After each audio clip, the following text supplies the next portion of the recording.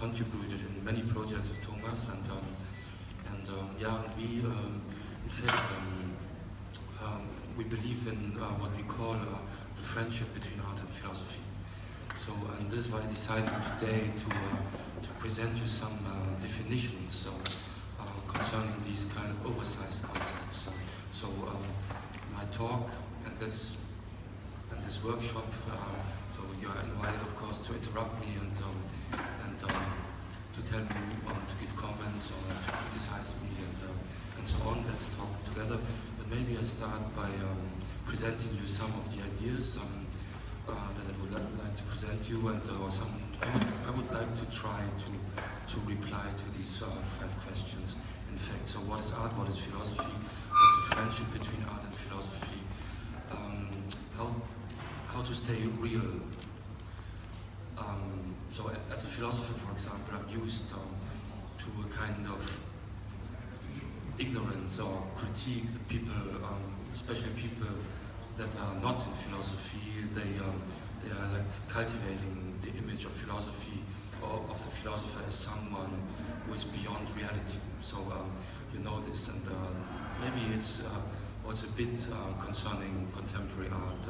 People that are not at all in contact with contemporary art, they have the feeling that it is beyond reality. It's kind of, yeah, people cultivating crazy ideas or doing crazy things simply because they do not have the courage to confront the world like it is. And today we had some good talks, I would say, by Lex, so good comments, Thomas, of course, and Lex Brown and Eric Farmer, and I think, Lex, for example, was already in touch with this question of reality and the political reality nowadays in the US after the elections, for example. I will not focus on this because I'm not a professional here, and I think I don't want, for me, in philosophy it's also important to confront reality by resisting the, let's say, current imperatives, how to question reality. And I think this is the same for art and philosophy. We have to stay real, and we do, as artists and as philosophers. So for me, as a philosopher, it's very important not to enclose myself within a kind of academic sphere. I'm reading books, I'm writing books, I make part of the academic sphere. By doing that, I'm doing a lot of lectures here and there, and I'm not denying that this is a part of my life, a part of my work, but this is not philosophy. So, what is philosophy? Let me start with that question.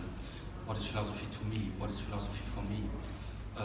First, I think in philosophy it's about going outside. And Thomas mentioned the concept of experience, or some other people today did that concerning the Gramsci monument. My lecture will not be a huge comment on the Gramsci monument, but more about these questions. And making an experience, experience, this concept has to do with going outside. And it's a contemporary philosopher that you know, Jean-Luc Nancy, who put it once, like, to be ready for a kind of adventure, aventure. And that means to take the risk to leave the firm ground, to take the risk to make an experience. So an experience is always the experience of a kind of contingency. That means you're not totally aware, you're not totally sure about, it's an experience of a kind of lack of control. And here I'm not romantic, by the way. I think this is a very condition of thinking. And when I say thinking, I mean artistic thinking as well as philosophical thinking, or even scientific thinking. So the concept of thinking that I would like to propose you has precisely to do with a kind of openness for an experience that means to be ready to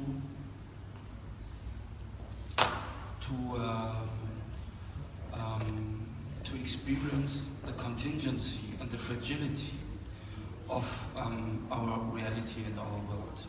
So the very function of the concept of reality nowadays, like maybe always, is that when people tell you stay real, come down to the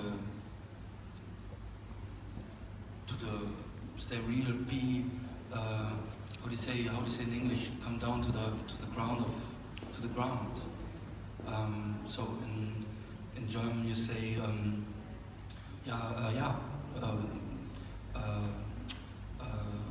come down to the ground of the facts.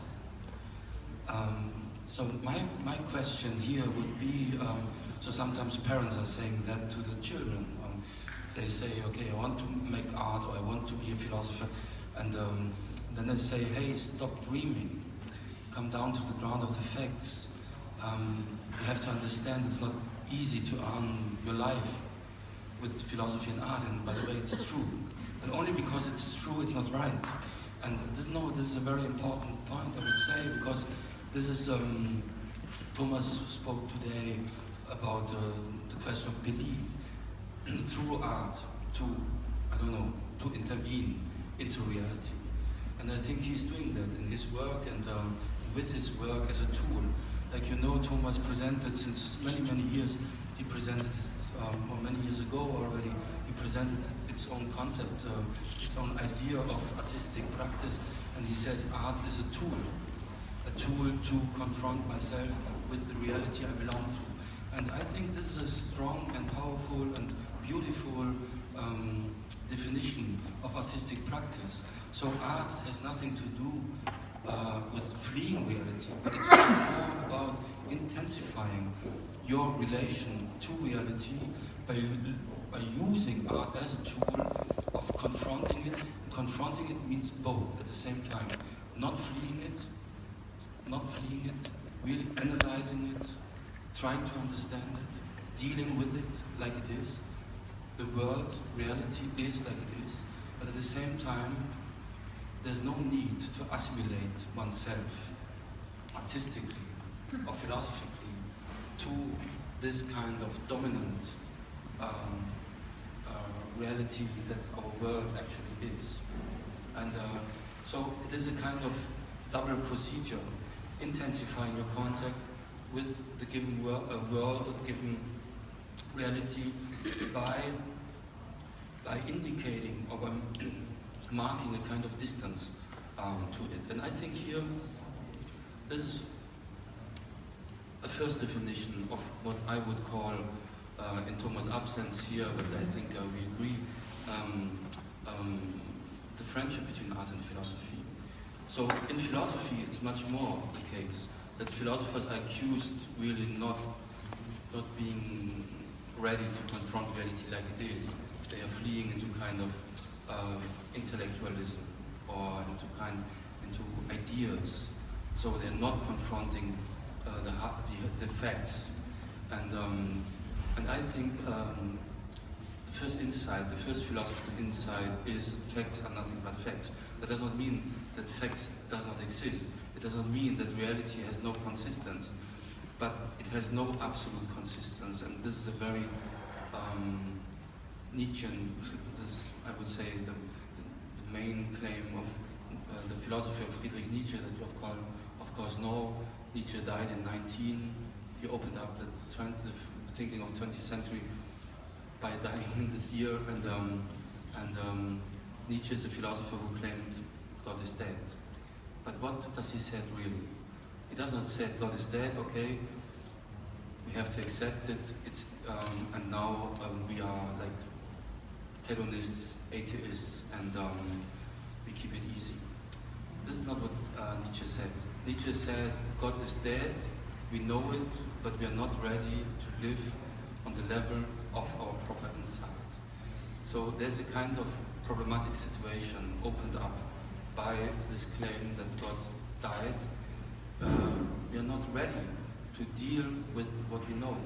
And I think this is precisely, if we want to open up our thoughts and our thinking, and later we talk together, to the sphere of the political, or to political issues, I think, and to what we nowadays a bit simplified call the neoliberalism or capitalism, actual capitalism, and so on. If we want to open up our thinking to these topics, to these problems, and to these structures, we have to be aware that there's theology in the background. So a kind of theology. And this is of course not I'm not the first one claiming this. And so if we are not ready to deal with the simple fact that God is nothing but a kind of phantasm, a kind of construction, for people ready to believe, not being ready to live with in the horizon of the inexistence of absolute meaning, absolute sense, given meaning. And God is precisely, at least in the, let's say, Christian tradition, the name for this guarantee. So if this guarantee does not exist, there's contingency. The space of contingency opens up. And how defining contingency? Contingency is not simply like in French, hasard, or in German, Zufall. Contingency means non-necessity. That would be, I think, the first translation of this huge philosophical term, contingency. So what does this concept contingency indicate? It simply indicates a lack of stability, a lack of guarantee, a lack of meaning, a lack of final meaning, a lack of final meaning, because I'm not claiming here in Nietzsche neither that there's no meaning, that there's no sense, there's too much sense, too much meaning, but the one final meaning is lacking. So I give you one example, because Lex she just mentioned the concept of the unconditional and unconditional love. And we know, of course, that our romantic concept of love, that is a precise substitute for the death God. Romantic love, like art, romantic love, they have a precise function to substitute God. And here we find absolute meaning. Here we find the absolute. Here we are in touch with the absolute. This is why we need, and Hollywood cinema is like reproducing that constantly. Like we know all these films with Jennifer Aniston and so on.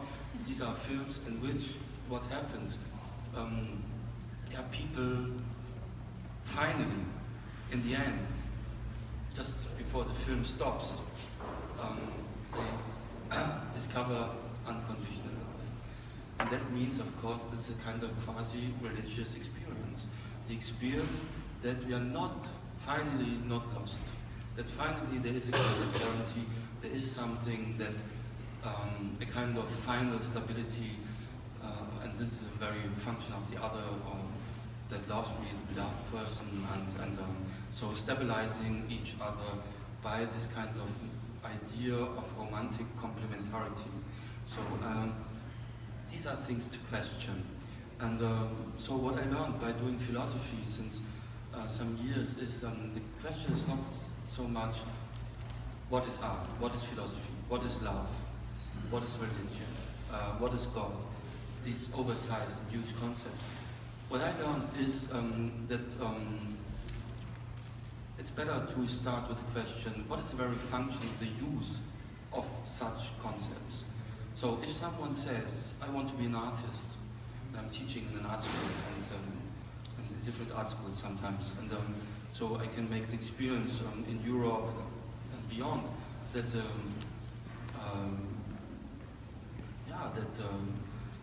not so, the art students, they have some ideas, they have some visions concerning what their artistic practice should be about. But sometimes they don't ask so much about the very function.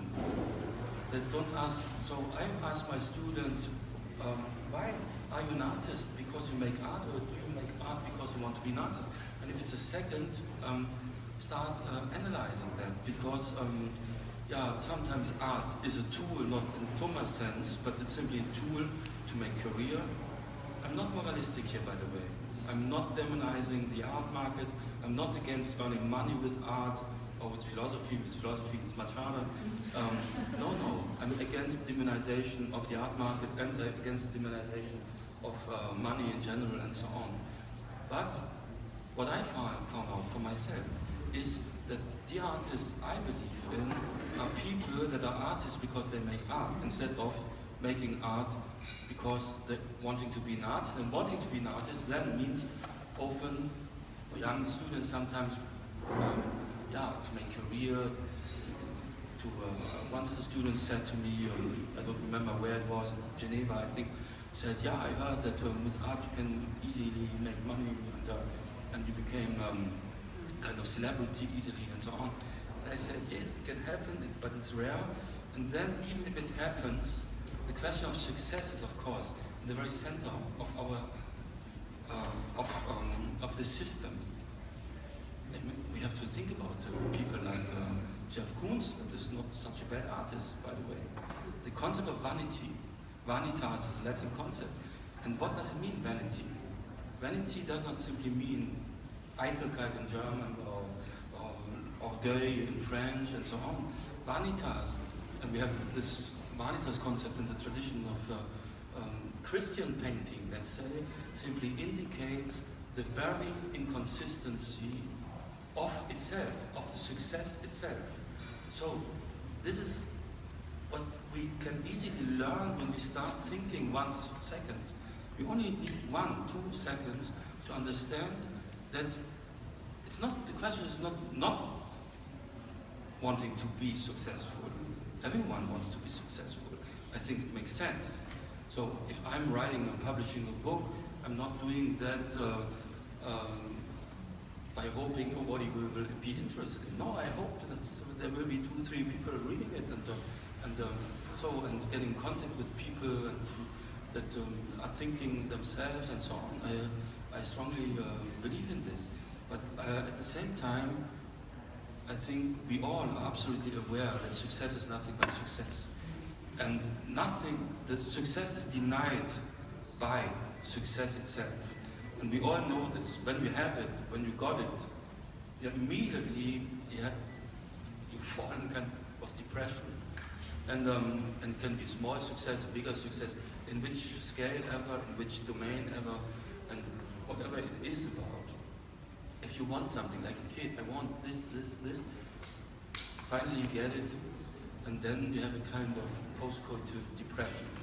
And this, I'm actually writing a book with an artist friend, Rosemarie Trock, that you might know, and on sex. And so I'm thinking a lot about sex. And as you know, in how do you say, in the theory of sexual theory, there's this idea of post-orgasmic depression. So God is dead, and that means now how do we deal with the death of God? That means how do we deal with this post-orgasmic depression? And how fulfilling this lack? The lack is a post-coital lack. So the problem, like in sex, is not that it was not satisfying. If people tell you I have bad sex, or the sex was not good, okay, then I would still say okay, but you're still on the safe side. But the problem is of course that imagine the sex was super satisfying, but you discover that satisfaction is not satisfying. Then you are fucked up, and this is the experience of the death of God. And this is what Nietzsche is telling us. We have to deal with this post-orgasmic depression that satisfaction is not satisfying. And what does it mean for the question of art and philosophy? It simply means, let us interrogate the very consistency of our so-called consistencies. And the consistencies, they constitute what we call reality. So this is a function of the word reality. If someone says, stay real, the children maybe wanting to be a superstar, if not in art, then I don't know, as a singer or whatever. And okay, but I think okay, it's a normal desire of kids, and why not? Yeah. But then when the parents tell to the kid, hey, stop dreaming, stay real, then I think the right reply of a kid should be, what do you mean by reality? What is the function of your claim, stay real? And so the concept of reality is, of course, in the core, in the center of philosophical reflection, like in the reflection or in the thinking of all of us. We are dealing with this question constantly, even if we are not aware about this. So, yeah, these are oversized concepts. Art, philosophy. Art and philosophy are tools to deal with the inconsistency value of the supposed to be, of a reality, of what we call reality, that is supposed to be consistent. I am not saying that consistency, that there's no consistency, that there's no stability, that there's no sense, that there's no meaning. No, but I think the precise function of this vocabulary is to animate ourselves to stop thinking. And this is how I read Nietzsche. And not only Nietzsche, a long tradition in the history of thinking helps us to understand that precisely the established evidences, the established certainties, how do they work? What's the effect on us? What is their effect on us? The effect is precisely, stay real means don't wake up. Keep on dreaming. But our dream, and this is what Nietzsche said, Nietzsche is not saying, Nietzsche is a complex thinker. Nietzsche is not saying, he makes not part of the parents telling, or you are in reality, or you are like a childish dreamer. Nietzsche is saying, reality is the dream. What we call reality, that is our dreamy construction. He's not saying that there's no reality, no stability. There's a kind of stability. I'm sitting here on a chair like you, and and until now it doesn't break, and so so good. So there is a kind of stability of this building. There is of all institutions. A building is an institution. All sense and meaning architectures have a kind of stability, but they're lacking absolute stability. We are all astronauts. You know that. We are on a planet on Earth, and we are moving without being aware. We know that theoretically we are not aware about this, being astronauts permanently. So what does it mean? No, Nietzsche spoke about these questions. So God is dead means there's a kind of fundamental lack, and this lack is immediately fulfilled or closed. This gap, this lack, this emptiness is immediately closed by, for example, by sense and meaning architectures. And one of them is called art. So, and the art I'm interested in is the art that indicates this lack instead of closing it. And so, to open up to the very inconsistency of the promise of consistency that we are used to call reality. This is the shared experience of art and philosophy, like I understand them. And this is the friendship between art and philosophy. So if Thomas says art for him is a tool to confront reality, his reality, the reality of his time, or the world he is in, what is a very beautiful, I would say, definition for artistic practice, because it immediately indicates that art has to do with reality. But it, of course, does not mean that it has to do with the official concept of reality. It interrogates this kind of dominant paradigm that reality is. So I remember your phrase, some of you, I'm sure, read the aesthetic theory of Theodor Adorno, big philosopher of the 20th century, and this book was published in 1970, 1 year after his death, and it's a beautiful book and super complex and dense book, and so I'm reading this book since 20 years. I never stop, and I'm ready to continue reading for more than 20 years. And because it's a super dense and complex book, and I'm learning a lot by this book. And in this book, you find a definition of art, And in this book, Adorno, this definition is, art is a promise of consistency that is broken. You remember this phrase? Art is a promise of consistency, of happiness, he says. And he says, art is a promise of happiness that is broken, sorry. And I remember when I read this sentence, I said, yeah, okay, that's a good definition. And, but why am I interested in art? Yeah, precisely because art is dealing with reality. So then I said to myself, okay, maybe I can risk a kind of paraphrase of this sentence of Adorno by saying that not art is a promise of happiness that is broken or not kept. I can say reality is a promise of consistency that is not kept.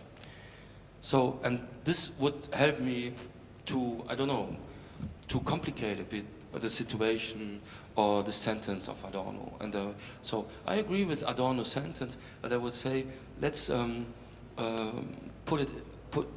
let's connect it. Let's connect these two concepts, art and reality. And this is a precise function of the very notion of reality, as far as I can see it, that when people say reality, they mean something stable, something consistent, and I do not say, again, that there's no consistency at all. I just published a book 1 year ago around, it's called Evidence Terror, the terror of evidence. Now it will be published in the US, and the terror of evidence. And I hope you understand now in relation to my thoughts what I mean. I mean, evidence is a problem. And I'm not here for obscurantism. Please don't misunderstand. I'm totally against all kinds of esotericism, mysticism, obscurantism. I'm for enlightenment, to put it bluntly. And I'm for analysis. I'm for information. I'm not against facts, but I know that facts are nothing but facts. Facts are people that refer on facts have to analyze the very function of this reference. And if they do not, it's up to us to do it. And not being intimidated by people that are referring on facts. And here I would say I share something also with my friend Thomas, that we know that there's a kind of dictatorship of facts. So a dictatorship of facts, and to speak about this, or to speak about a terror of evidence, does not mean to deny the power and the authority and the existence of facts and evidences. It simply means not to accept this power, to interrogate the authority, to interrogate the imperatives. And here, I hope you see how political this idea of thinking is, or artistic thinking, or philosophical thinking. Not to accept, to build up a kind of resistance. In the introduction, spoke about the work Thomas and me did together, I think 10 years ago, 2007, I think. The map of friendship between art and philosophy. It's a large piece, and we selected 10 concepts that we share, that art and philosophy share, that are crucial to us. And one of the concepts, so there was also the concept of universality. Lex spoke about this concept shortly, and here, okay, if you accept a side remark, universality is a kind of taboo concept nowadays. Like emancipation, imagine, the concept of emancipation is a taboo concept. On the left, I think it's super problematic here. And something happened in the last 15, 20 years that pseudo-left thinking is like, how to say, is in the indicating or marking these concepts as taboo concepts. Precisely, of course, also of the philosophy of Adorno, who speaks about a dialectics of enlightenment. Enlightenment is problematic. Enlightenment is violent. The whole Occidental tradition of thinking is a history of violence. But my claim here, and I'm very close to Slavoj Žižek here, who is a philosopher that I appreciate in many things, but I'm also close to Ernesto Laclau. I'm also close to other people from, let's say, a liberal, in the strong sense of the word, a liberal left. And not a smooth down left. No, we have to keep on thinking. And to give up the concept of freedom, because, I don't know, you remember some of the last wars, so George Bush Jr. and so on, they say, I did a double talk with Thomas in 2003 in Frankfurt, and in a theater, and I spoke about the concept of freedom and the concept of responsibility. And then a guy stood up and said, yeah, but these are the Bush government is using these concepts to justify a war. Yeah, of course I know, but this is precisely the reason why not to leave, not the concepts, to give the monopole to this concept to such a reactionary government. So to be left does not mean to be smooth. To be left means to be militant in thinking and also in artistic practice. And that has nothing to do with admiration or adoration of violence. It simply means not to accept the authority of the people in power. And the same with all these huge concepts, these oversized concepts, that are the concepts of philosophical thinking, like freedom. Thomas mentioned some today. Truth, equality. A lot of people can tell you equality does not exist, you are a dreamer. Freedom is an illusion, you are a dreamer. Truth is a toxic concept. All these concepts are toxic. Because reality is toxic itself. So philosophy is not fleeing reality in empty concepts, but it's confronting the toxic value of reality itself, and it's also dealing with the kind of this, how do you say, my English is so bad, I'm sorry, but that reality is authoritarian. Look, it's not enough simply to say in cinema nowadays, or actual theater, post-dramatic theater, and so on. Good things sometimes, but people think, okay, we want to step out of the cultural sphere, they're right. We open up to reality. But what they do not get is that reality is a fucking culture nowadays. And this is an imperative we have to interrogate too. I just have one question, because something that sticks in my mind, and perhaps it's necessary to clarify it, which has to do with the position from which the artist or the philosopher speaks.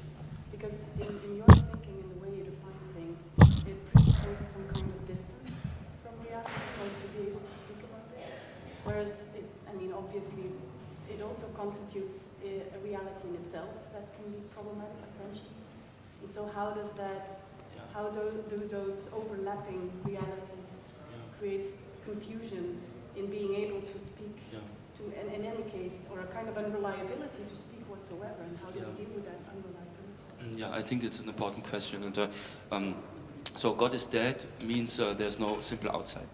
We are in the game, in immanence. The immanence is without transcendence, like Deleuze and for the philosophers here would claim. But it's very important, and I mentioned Jean-Luc Nancy, a contemporary philosopher that I like very much, and Nancy helps us to understand, and Nietzsche did already, like I said, that we cannot substitute transcendence by immanence. So it would simply be another religion. So we are not in the two-world model anymore. There's the here and now, the immanence, and then I die and I have access with my death. I have access maybe, hopefully, to kind of paradise or a kind of positively constituted second world. This second world does not exist. This is the claim of God is dead. But the real claim of God is dead is, let's go one step further. God does not exist. Yes, there's no transcendence. Here I'm following Deleuze. Deleuze is sometimes a bit unclear here. And I say it with full admiration, 100% admiration for this philosopher. But Deleuze invented the concept of devenir, yeah, becoming woman, becoming animal, becoming minority. That means to step out of what I call reality, or the authoritarian system. So Deleuze was aware. He's really not in how do you say idealism, or metaphysics. He's precisely, he breaks up with Nietzsche and Spinoza. He breaks up with the metaphysical and theological tradition. But at the same time, he's totally aware about this, but sometimes he's not clear enough, I would say, concerning this, that we cannot substitute transcendence by immanence. Because the Deleuzians do not get it so often. So what does it mean? It means that transcendence is contingent. Immanence is contingent. That means there is an immanence without transcendence, but there is, and this is what Gramsci claims, a kind of immanent transcendence. And what he calls immanent transcendence is not a reaffirmation of religious or theological or religious concept, but now this immanent transcendence indicates the holes within the texture of reality or the texture of immanence. This is the step done by Deleuze, and in his way, another way, by Jean-Luc Nancy. And I would say contemporary philosophy, this is a point where we are. And I just finished a book that will be published tomorrow or after tomorrow, I don't know, in Germany. It's called Splitters, Aphorisms.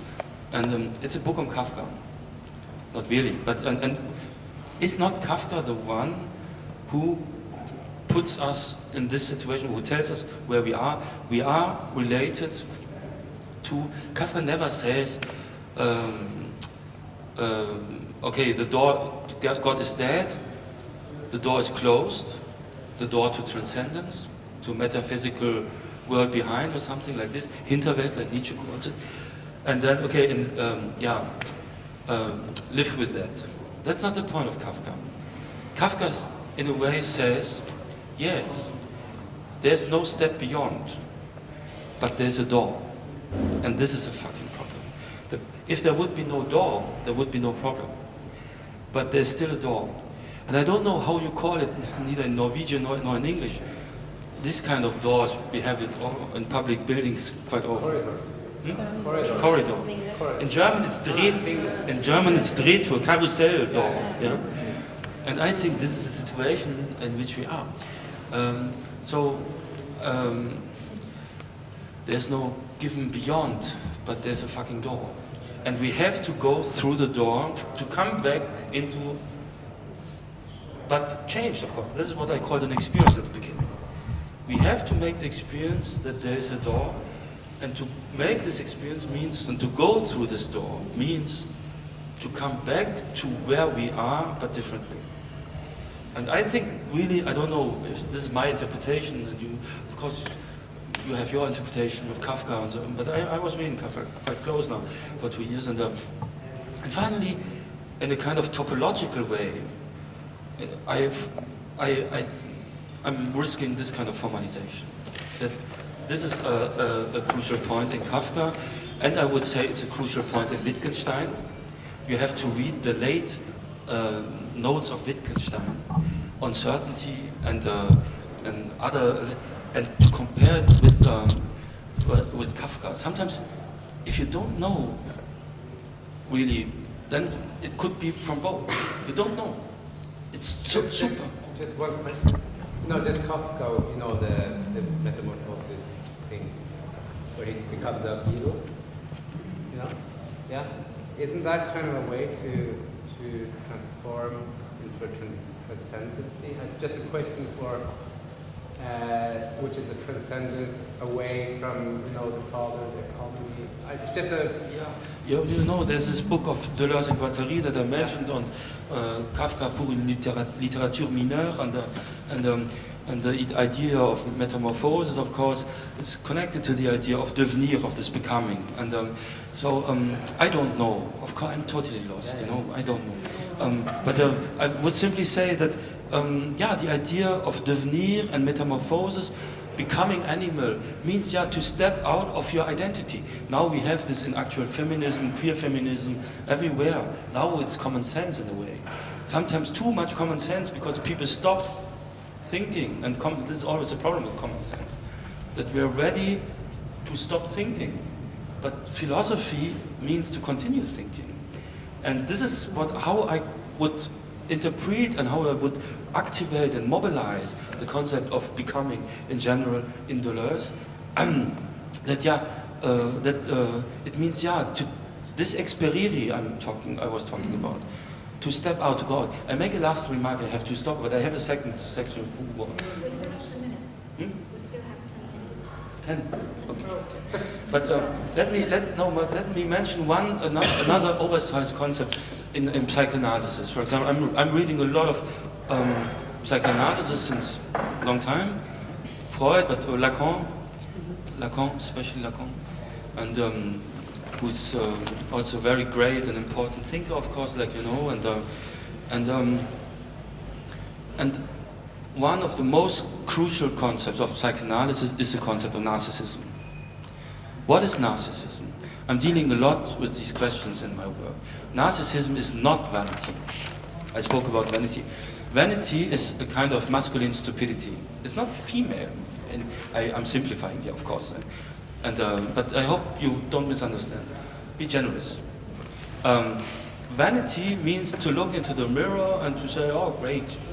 And the mirror can be society. It's not necessarily a mirror. It's society. It's I don't know. You get good feedback. This is a success trap I'm talking about. So people that believe that they are successful only because, in fact, they are stupid. So success is nothing but success. So this is what I meant with the non-satisfying satisfaction. Thinking starts in the moment in which we become aware, and we are ready to be aware. That means it demands a kind of courage, to deal with the very inconsistency of success, of factual love. I'm not a cynical. I think cynicism is fleeing the simple fact that even if romantic love takes place, it's fleeing this fact that even if it takes place and it exists, that it finally is inconsistent. So sometimes you hear that the people are talking about their dogs. At least you're not betraying me or something like this. You know, this kind of... And then you see, of course, here this kind of theological background. Okay, God is dead, but I still have my pet or something like this. And this is a huge problem. So the pets have the precise function to be a kind of prosthesis for the dead God. And we know that. And the problem is not that it is like it is. The problem is that we are not ready to think what we easily can know, and maybe I would say what we already know. We know that it is like it is. The dog has a precise function, and kids too, by the way. I'm sorry to say this here, but a kid has a precise function to stabilize, maybe even in its chaotic manner, but stabilizing the maybe totally, I don't know, destabilized life of the parents. I think kids have a function, and so concerning the question of the unconditional, the real unconditional has to deal with its factual inexistence. And so I'm not saying love does not exist, but to love means to know that narcissism is in the game. Last remark. What is narcissism? Narcissism is not vanity. Vanity is the attempt to stabilize myself in the symbolic order, that means in the established reality order, in society, let's say, by believing in the consistency of myself or my success and so on. So narcissism is a bit more intelligent, but also more dramatic and more problematic. Narcissism, the narcissistic person knows or has a kind of knowledge about its factual inconsistency.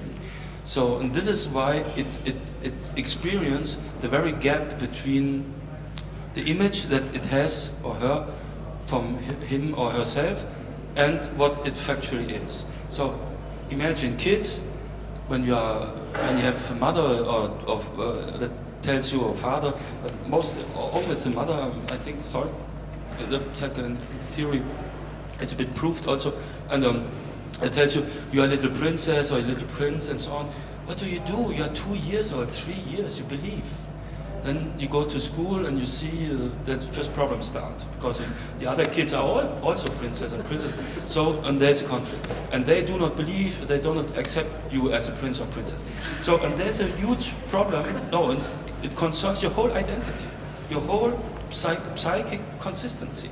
Your whole identity is close to be broken. And what do? You enclose yourself into a kind of narcissistic imaginary, but the knowledge that you are not what you think or what you try to make believe you what you are in real, or what your truth might be, this knowledge is not gone. So you live the gap between what in fact you are, the mirror, what the mirror says, the mirror of society, the others, and what you think you really are. And I think thinking might help you to make one step out of narcissism, and that means confront the construction that this gap is by confronting reality as itself inconsistent. Openness to the very ontological inconsistency of ourselves. That means one word, one synonym for this is of course mortality. We are dying, we are on the way to death, and we have to deal with that, and we can live with that. We can live with the simple fact that we are actually dying. And I think and this is one step beyond narcissism, and then also to accept that the whole symbolic order, when Lacan says the big other does not exist, it's simply his version of God is dead. God is dead, the big other does not exist, the big other is a society, or let's say reality as a kind of supposed to be consistent system. And I think thinking simply means to deal in a more or less mature way with the simple fact that this last consistency is lacking, but that means that there's space. There's a kind of desert of freedom that opened up. And this is a space of thinking, of love, but of our life that finally is maybe not totally controllable, but also not absolutely determined. God is dead means it's not totally closed. There's space. You stop here? We still have about 5 minutes. Yeah. But yeah, we want to talk, sorry. I don't want to talk, but if there's any questions from the audience, we still have time to do it. Where do we start? This, no, I don't need transcendence to immanence. Can you say what you mean? Can you elaborate a little bit more around transcendent immanence? Yeah. A bit simplified, I would say these are old concepts in philosophy, and our classical, let's say, Occidental thinking knows this, what I call the two-world order. So we have the here and now, and then there's a beyond that we might have access to after death, and this is transcendence. So transcendence, in the sense, transcendere in Latin means to make a step beyond. Yeah, but and this space is closed with the death of God. It's closed. It does not exist. So it's closed in the sense it means it simply does not exist. There's no second life. There's only this one. But and then you are in immanence. Yeah, but just take the transcendence. I mean, because in a way, when you are talking now, there is a transcendence. I was trying to understand, and there is some kind of a levitation or something happening, which is not what you are speaking, but which is something else. Yeah, but this is why I said there's space. Yeah.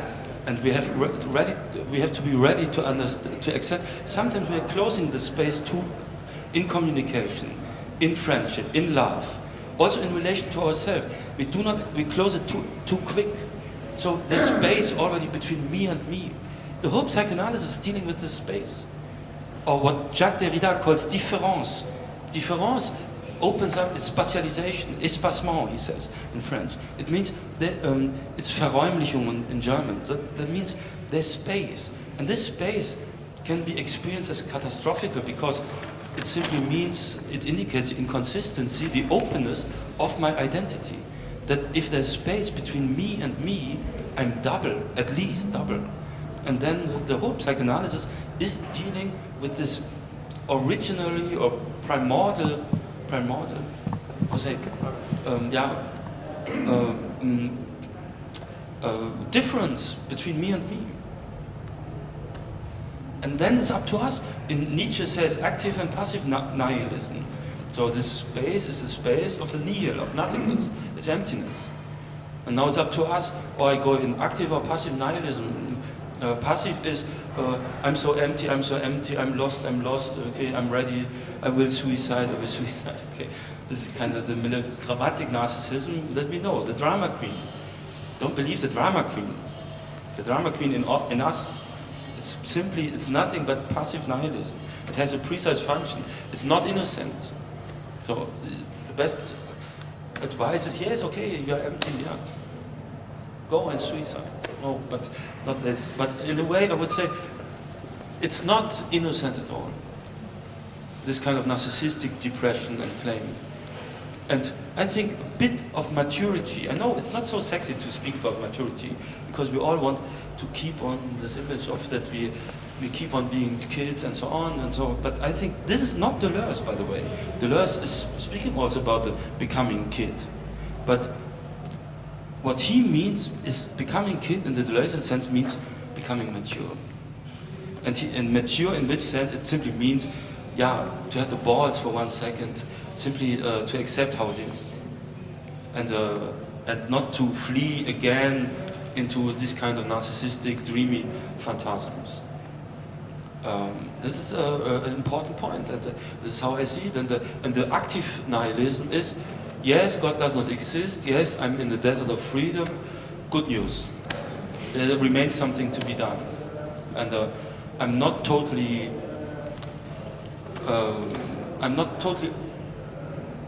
there's kind of freedom. I'm not totally determined.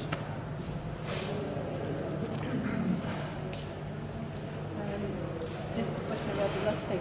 I don't need it, it's fine. The spaces between the different... Sorry, could you speak up a bit? Yeah, the spaces between the different eyes. Do you see all of those eyes as realities that does not really exist? Or is there, a lost hidden eye somewhere, which is actually an eye, and then the image we built when we were 10 days old and we were told that we are good, and another image, or is all of them are equally non-existent? I would say if there is a kind of quasi-substantial eye, it's more a scene, it's space. It's not a substantial entity, but it is the space that that precisely indicates the non-existence of such a substantial eye. So there is an eye, but this eye is precisely, it denies the idea of a kind of substantial identity. It's more a scene. There's space and there's time. Thomas said something beautiful today, and I totally agree with him here about the memory of such a precarious monument, like the Gramsci monument, and for him that it will keep on and so on.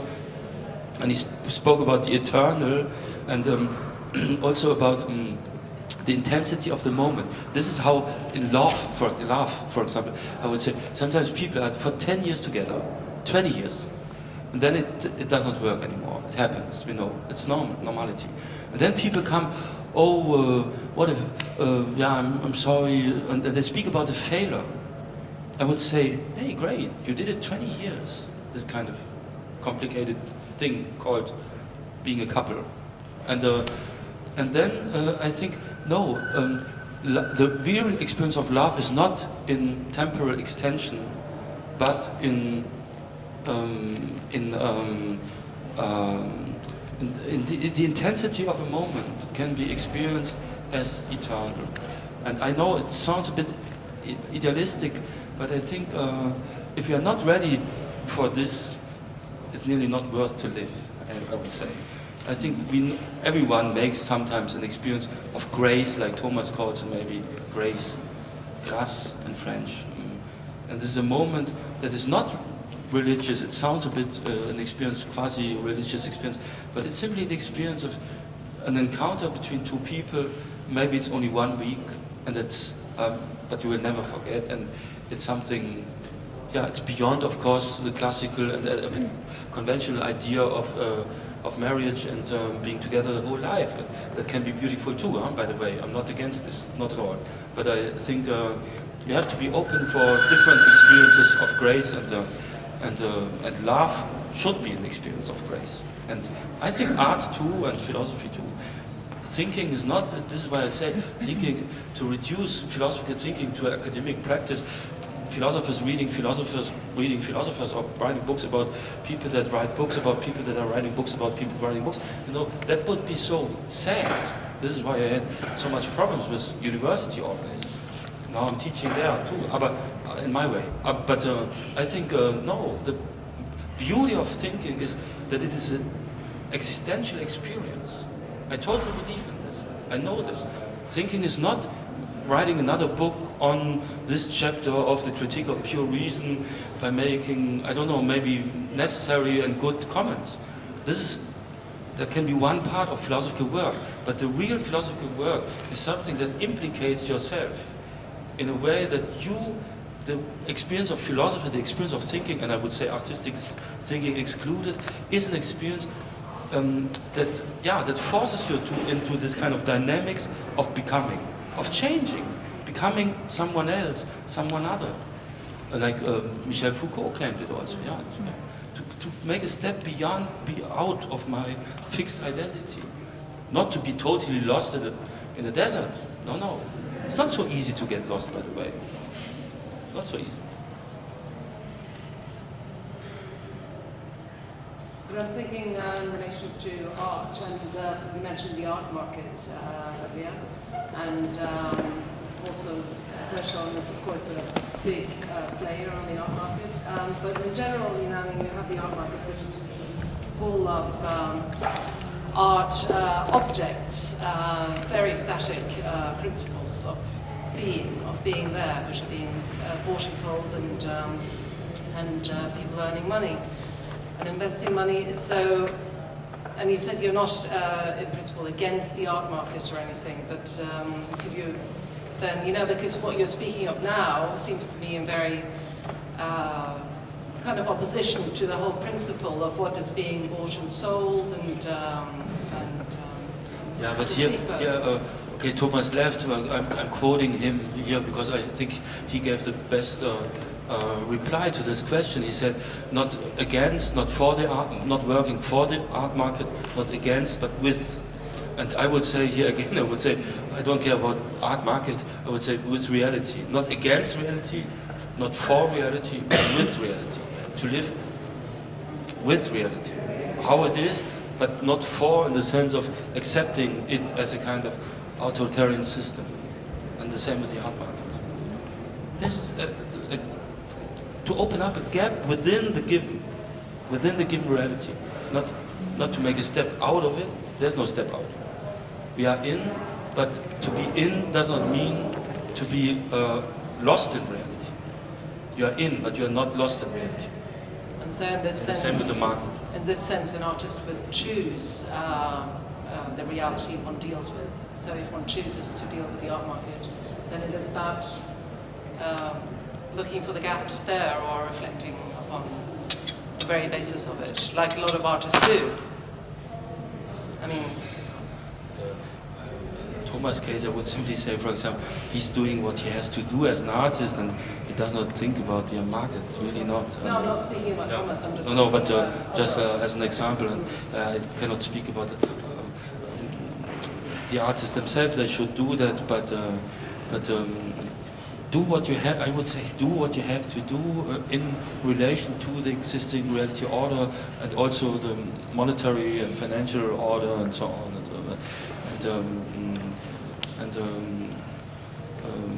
There's a kind of composability of resistance, and this is why I said one of the questions is